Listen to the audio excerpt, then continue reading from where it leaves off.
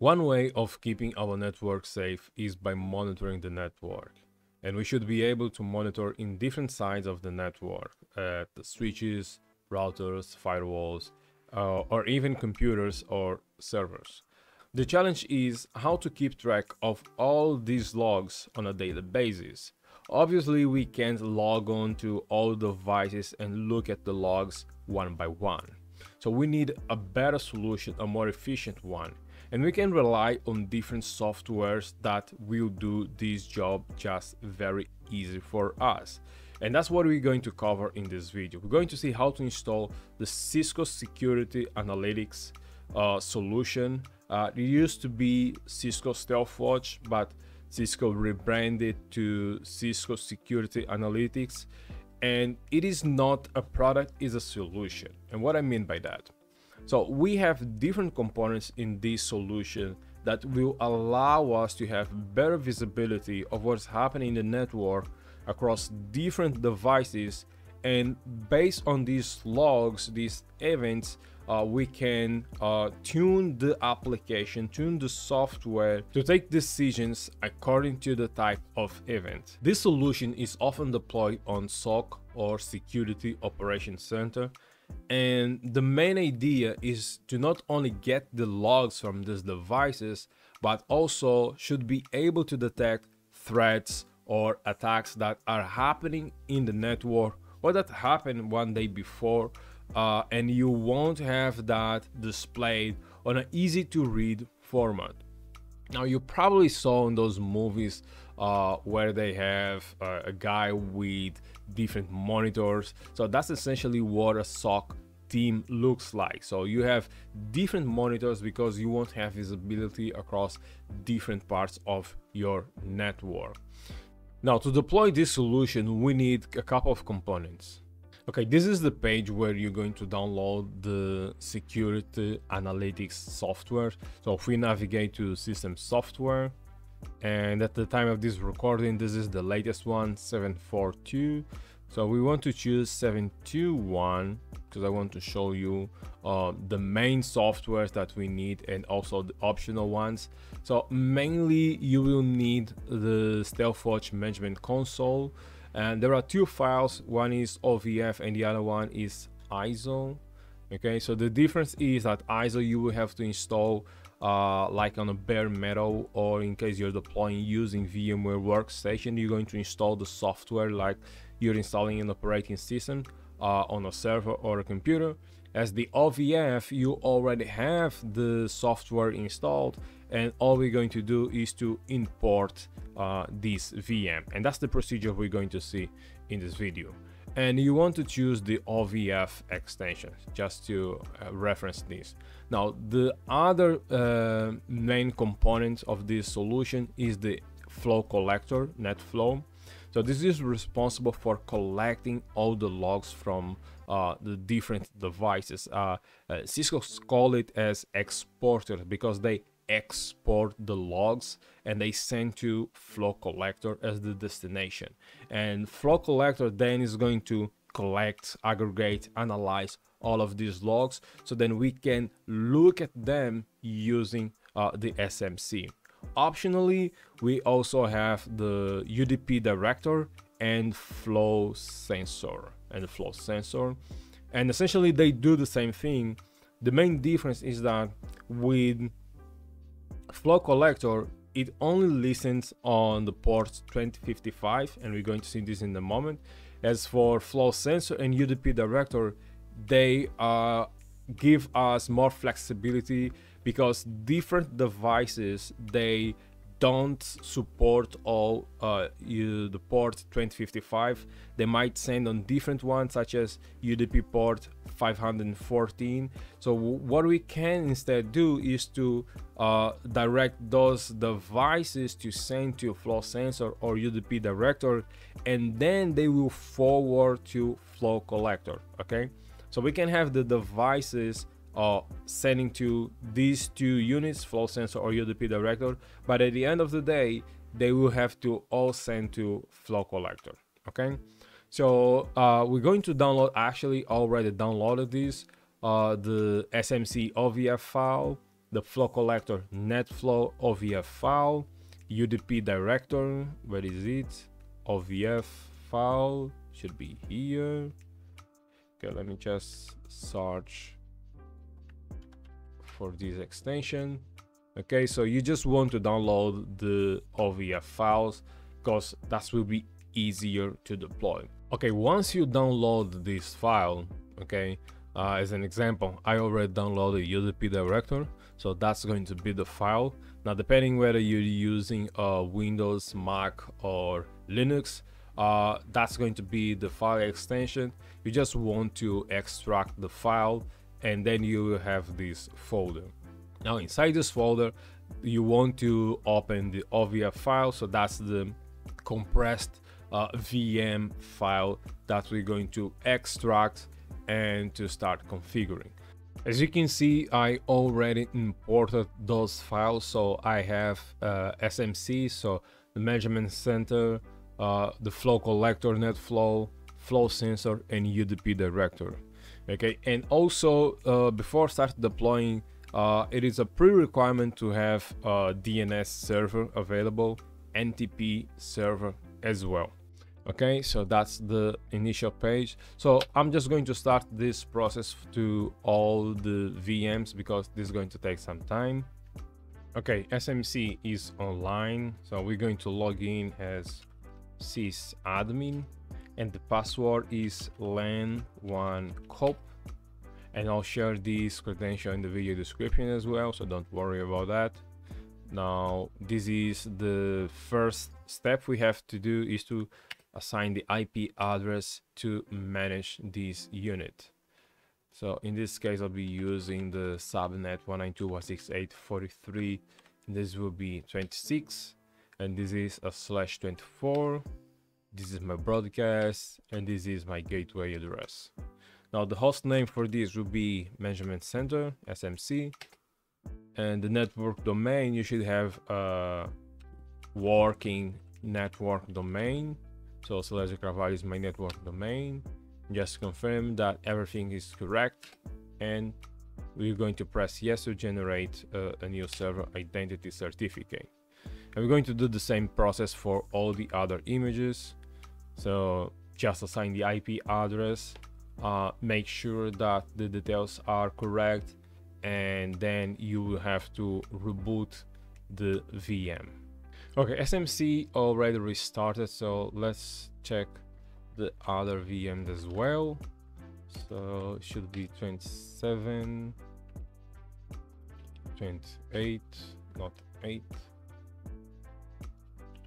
28, and 29. Okay.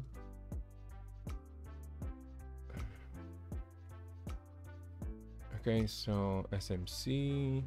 Now let's continue this error because it is using a self-signed certificate, and the same for 29. So we'll begin with SMC. So the credential here is going to be admin, and the password will be LAN411COP. Okay, and okay, we're able to log in. And here is the AST or appliance setup tool. Here we're just going to confirm the same parameters we just set earlier, and also additional ones. So first we have to change the default credentials. In this case, admin will be for this graphical user interface. So it is LAN411COP, and I'm going to set a new password, and then I have to change the root password. I'm going to do the same. Let's see if I can do all of them at the same time. So that should be LAN411COP and admin LAN411COP and admin LAN411COP. Okay, just confirm here. Yes, yes, and yes, and continue. So the procedure will be the same to all of them. Okay, so now the root password is LAN1COP, going to set my new password, and the other one will be for sysadmin. So you can see this is a very repetitive task. So LAN for 11 cope. Okay. Okay, now back to this one. This is the last one. So this is LAN 1 cope. So this is sysadmin. Okay, and it's done. Now here, root. That should be LAN 1 cope. And same here. So I think it saves a lot of time, or it's easier to just do all of them at once. So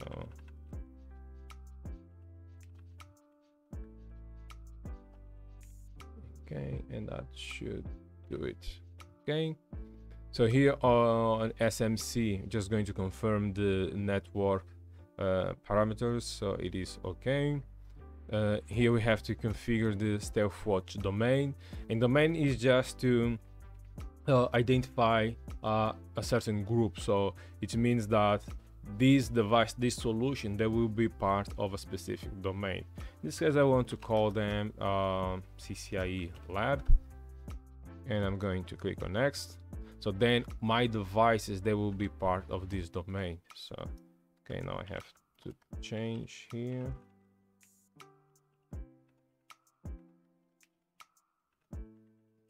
Okay, next. Same here. LAN 1 cop.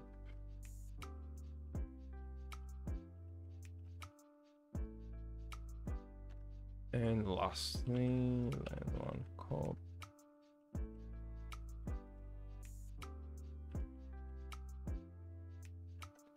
Okay. Now at SMC, we have to add DNS server. So my DNS server is 192.168.43.201, and I'm going to add my NTP. Is the same, is the domain controller, and I'm going to remove these because I don't need them. And I'll click on next. Just confirm that all the parameters are correct.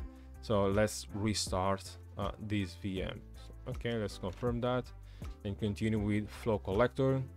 Again, confirm that everything is okay. Host name, network domain.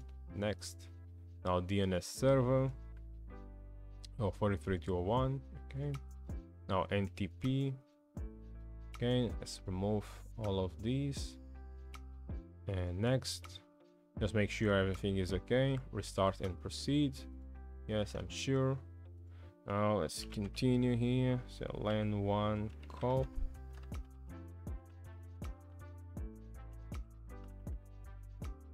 Next, and same here, and 1 cop.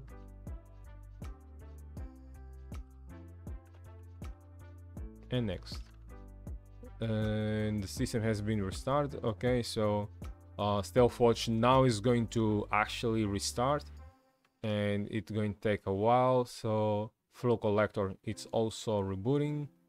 Let's confirm here on flow sensor. Yes, host name. Next, now DNS server. So essentially the same like we did before. Okay, next. Okay, add my NTP server and remove these 3. Next, yes, I want restart. Okay, and again same thing, DNS server. Okay, so once you start doing this, you can see that it's actually very easy. Okay, and it's going to restart as well. Okay, SMC is back. Now we're going to log in with the new credentials. I'm going to do the same to all the other appliances. Yes, let's confirm here. Yes, and yes. Same here.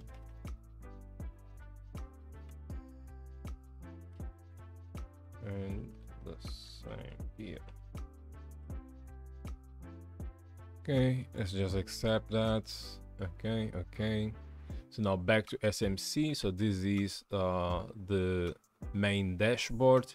As you can see, we don't have any logs yet being sent from the devices. So we're going to fix this in a minute. So back to flow collector. So now we have to say that this device will be managed by SMC. So now let's see, still loading. Okay, so now here we have to type the SMC IP address. In this case, this is 192.168.43.26. Save. Now this is going to establish a secure connection with SMC.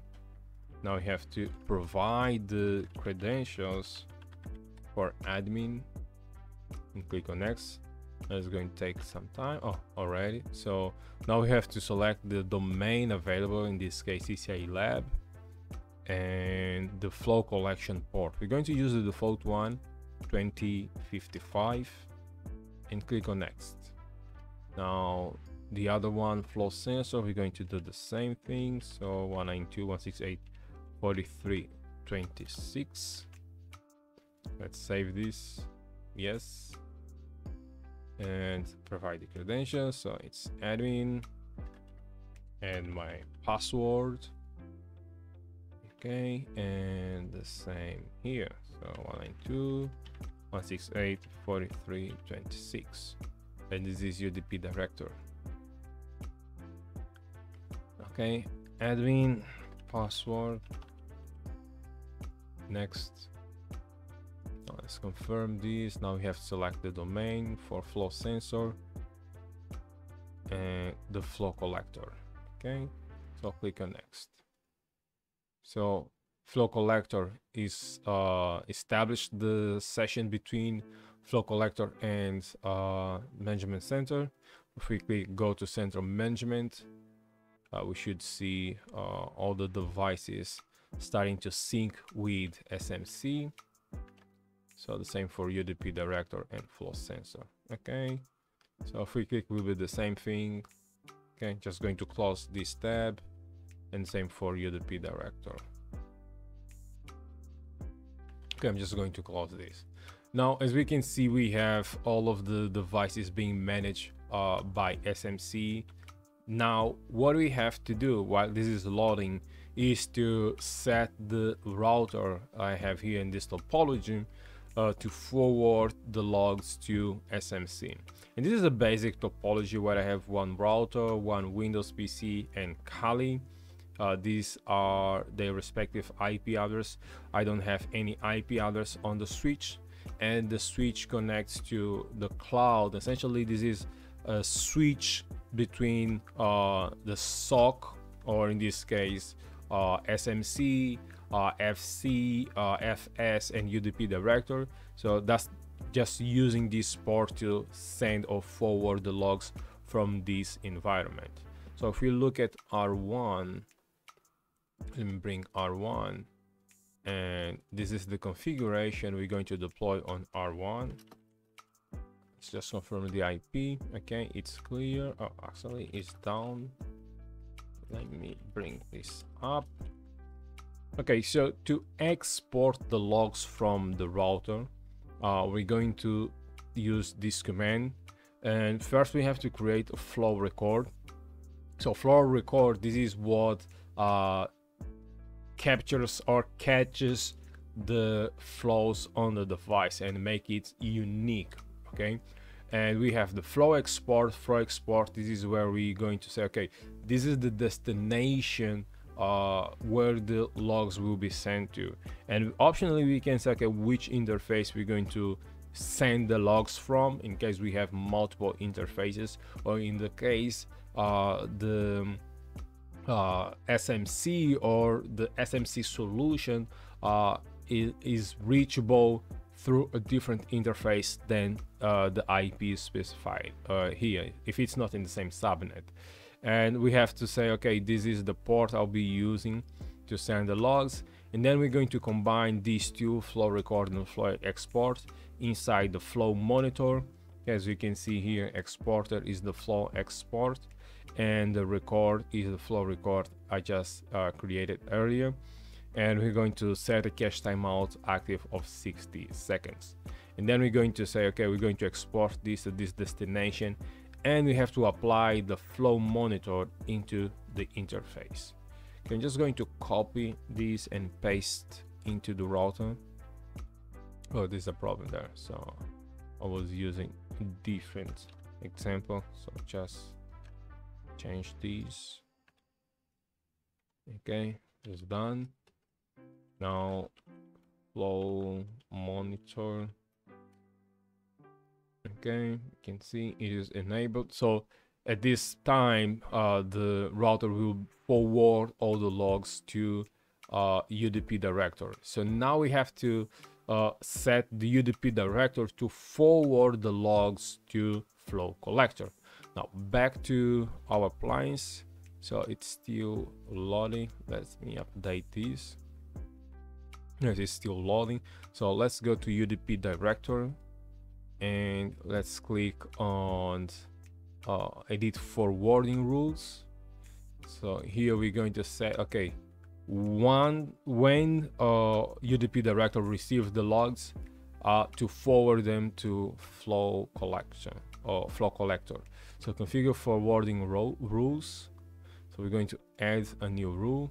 So we'll name it forward logs to flow collector, and the source IP, so we're just going to match all IP address, so sending on this port, and the destination IP will be 4327 and the destination port will be 2055. Okay, we're going to save this and we want to sync this with the management center. So if everything is okay, you should see a green here instead of blue. So let's give it some seconds. Okay, finally all the devices are in sync, up and running. That's great.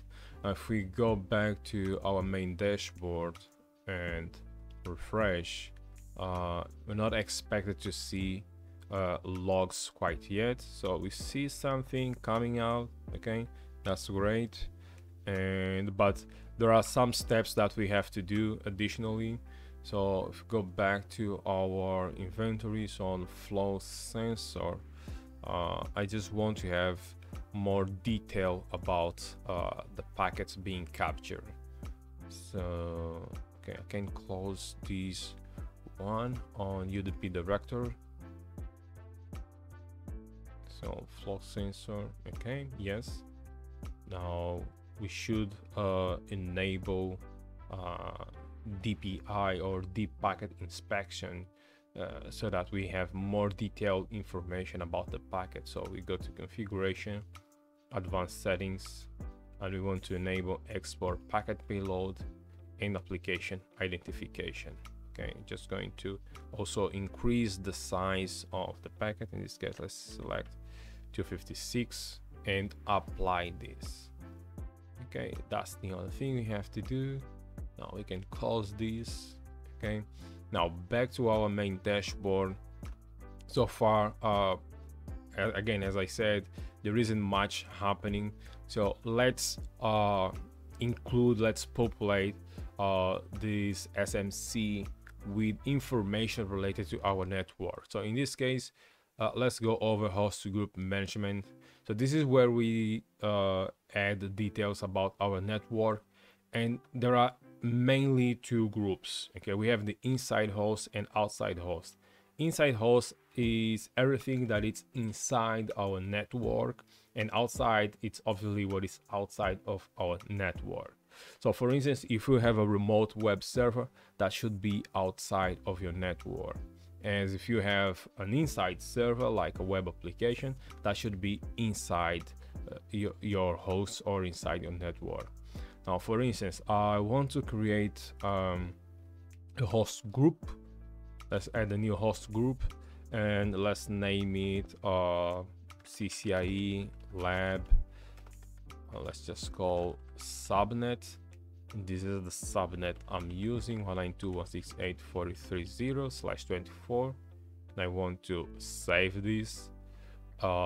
Additionally, let's see, internet service. So our DNS server, okay, let's say that our DNS server is 43.201. Let's save this. Our NTP server, so it should be here. Our NTP server is the same IP, so 192.168.43.201. Just copy this because I'll be using this again as a domain controller. Let me edit this and save.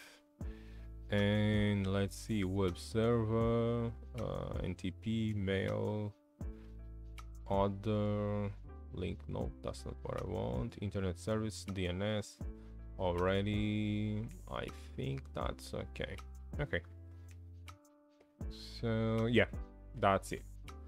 So these are the objects that I identify on my network that are part of my inside hosts.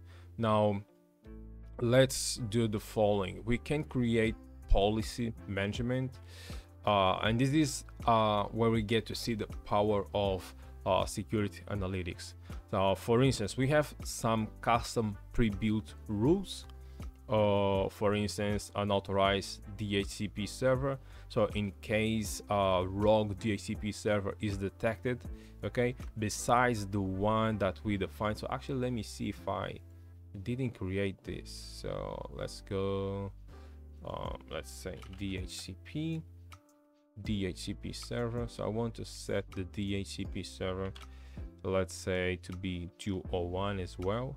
It is not, but if a device starts acting as a DHCP server, we want to be notified about it. Now go back to our policy management. Okay, so now we can enable these policies. So in case a rogue DHCP server, another DHCP server is detected on the network, we want to see an alert about this. And also, if a device starts using a different DNS server, we want to be notified about it. And the other ones like reputation list, P2P, and possible remote access. So that's okay. And we also have relationship events. And I want to enable, for instance, internally. Okay, I want to enable this, and I want to adjust this to detect what. So in case the traffic inside my host, inside my network, between my inside hosts increases or passes through a certain threshold, I want a management center to trigger an event or an alarm. So I'm just going to change this to gig to kilobytes. Okay, and let's make this lower as possible, so that we can see this in less time, and let's say 1 minute. Let's just use threshold. Now behavior is okay when we deploy security analytics after some time. So when we deploy security analytics, we actually have to let it run for a couple of days, so that it will learn the network, will understand, will create a baseline of what is normal behavior and what is not normal. So we have to let it run for a couple of days, but in this case, because I want to show you in short period of time, we're just going to reduce the threshold, and I'm going to save this. Okay, that's done. So just the two policies we're going to create there. Now if we go back to our dashboard, network security, okay, we don't have much happening yet. Okay, we have some logs there. So now let's generate some logs. So let me bring let's bring Kali. Okay, and let's see, what do we have? So I can float, so actually not. So I'm going to run Nmap scan from another machine in the same network, just to float, cause some traffic on this segment. Okay, so I'm going to run the nmap scan just to try to find vulnerabilities on the host on this segment, and I also enabled this machine to be a web server. Okay, so I'm going to run this, and I want to disable, actually no resolution there. Okay, so from my Kali machine, let's see, I can refresh this. Let's open this file. So this is music, so let's just let it run, and let's try to open and pay. So we will try to resolve. So let me confirm, what do I have here? So I want to cause errors or events from this PC, so I'm just going to set the DNS to be for instance 88888. Okay, I'm going to enable this and apply. And actually, let me change this default gateway to be the router. So let's set to 210. So definitely this will be sent to the router anyway. Okay, and yeah, just try to cause some logs there. And if I open my Windows PC, okay, it's just to generate some traffic there as well. Okay, and let's open 4380, and also let me open a file here and try to navigate, and it's going to fail, but I just want to see if it's going to cause errors. And we can see that we have alarms already happening. So we have a policy violation, so there are 3. So we can see relationship high traffic, which means we have a lot of traffic above our current threshold. We also have unauthorized DNS. Okay, so let's see these logs in more detail. Who's causing these, which IP is being used. So we can see that 43.211, this is my Kali machine, and Kali machine is trying to use this IP as DNS, as we defined before. If any host tries to use a DNS besides the one that we define, that's probably a problem, or someone is trying to use a bad DNS to exfiltrate information from your network. And you can see 212, this is my Windows PC, is using a different one, and we are able to detect this. And we can improve this detection process by associating an SMTP server so that we can receive alerts through email as well. But we can see that we get this information happening real easy to read format. And here we can see also top applications. Again, in case we enable nbar on the router, we can get more detailed information about what's happening. And in case we want to see this into more detail, for instance, let's go to analyze flow search, and let's see the last 5 minutes. That should be enough. And it's going to search over all the logs collected so far. So 85%, and we should see information about what's happening. Now, as we can see, we have the source IP 43.10.28.10. Okay, the port being used, which group is assigned this IP to, how much traffic has been sent, how many packets, the application type, the destination IP, and also port. And we can also change this to be displayed more easy to read format. So let me change this. Okay, just it looks easier. Okay, it looks well, you can understand, right? You can see that, okay, we have this host sending to this direction and it's receiving this much. And this in case we are hunting for a threat, we are analyzing an event on the network, yes, based on this we have more visibility to what's actually happening, instead of logging into a device and running show logging and trying to make sense of the logs we see on the device, or if we try to look at the interface, how many packets has been sent in this interface. So by using this tool, we have not only information, but we can take advantage of the tool to trigger certain events that normally probably it would take us a lot of time to detect or to take a specific action. Okay, so this is it, guys. Security analytics. I could spend a whole hour just trying to explore the different things that we can do with this tool, but I believe that now you have a basic foundation so that you can deploy your own lab and start doing by yourself. So I hope you enjoyed this video, and I hope to see you on the next one. Bye bye.